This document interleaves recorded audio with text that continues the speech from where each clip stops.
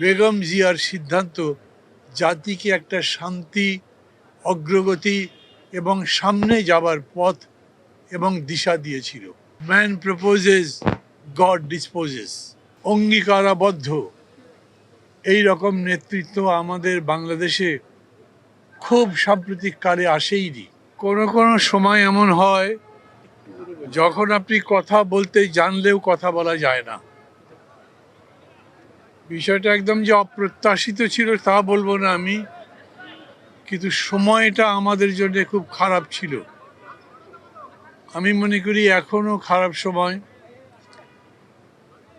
বেগম জিয়ার অসুস্থতার কথা শুনবার পরে আমি আমার ব্যক্তিগত অনুভূতির কথা বলছি, আমার সঙ্গী সাথী যারা আছেন, আমার দলের কথা বলছি, আমার জোটের কথা বলছি, সাধারণ মানুষের কথা বলছি।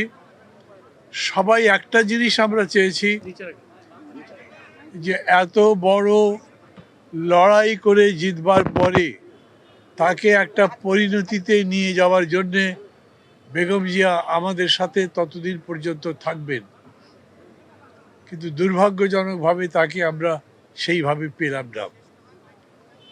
অতীতে অনেক আন্দোলনের সময়, বিশেষ করে এরশাদ বিরোধী আন্দোলনের সময় তাকে যেরকম করে দেখেছি, যেরকম অবিচল, দৃঢ়, নিষ্ঠ এবং অঙ্গীকারাবদ্ধ এই রকম নেতৃত্ব আমাদের বাংলাদেশে খুব সাম্প্রতিক কালে আসেইনি।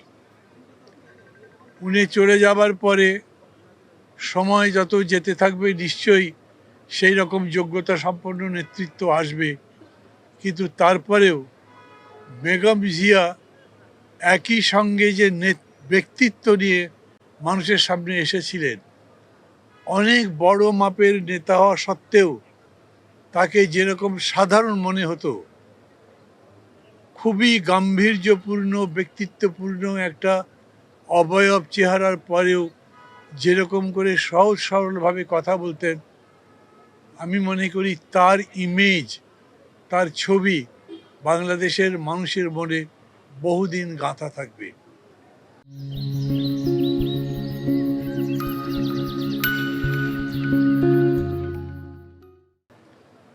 সামনে নির্বাচন, এটা এরকম একটা জটিল সময় ছিল যার কিছু কিছু উদাহরণ আমরা এর মধ্যে পেয়েছিলাম।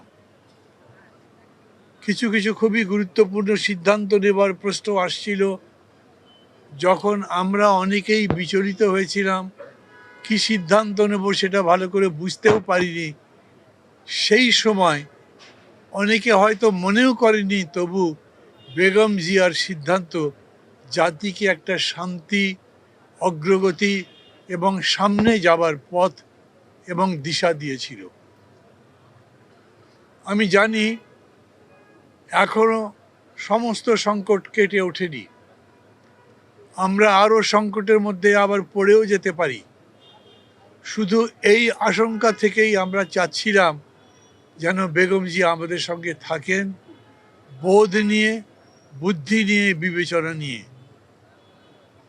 But man proposes, God disposes. আমাদের এরকম হয়েছে। আমরা এখন এরকম একটা জায়গায় আসছি যখন সিদ্ধান্ত আমাদের নিজেদের নিতে হবে।